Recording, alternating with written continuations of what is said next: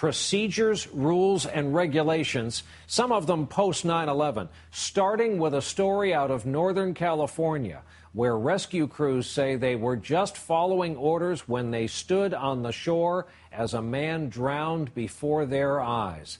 NBC's Tom Llamas is in Alameda for us tonight. Hey, Tom, good evening.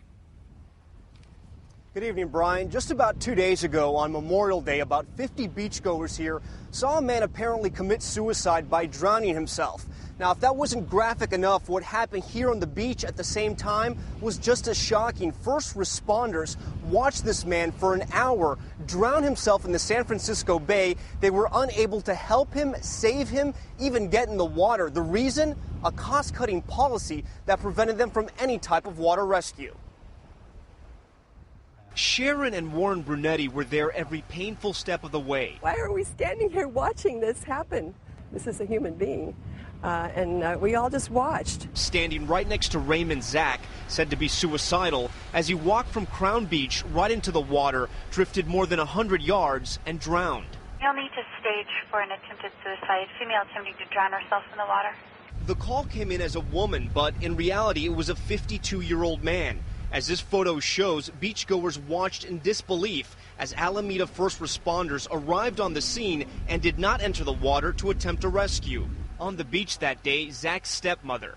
I think these people are inept. That's what I think. They said, but our policy is we don't go in the water.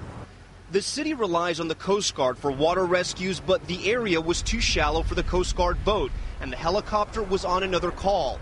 A beachgoer eventually jumped in the water to retrieve the lifeless body. 2 years ago, Alameda put its water rescue swimmer program on hold and ordered previously qualified rescue swimmers to not enter the water for an active incident until further notice. Alameda's rescue boat sits in a dry dock. Many residents say they had no idea their beach community had no water rescue program.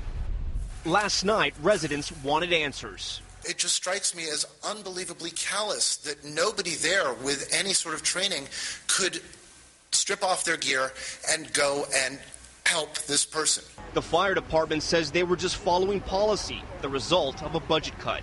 Firefighters were incredibly frustrated. These are dedicated personnel. They want to act. That's what they're trained to do. That's what they spend their time, thinking about.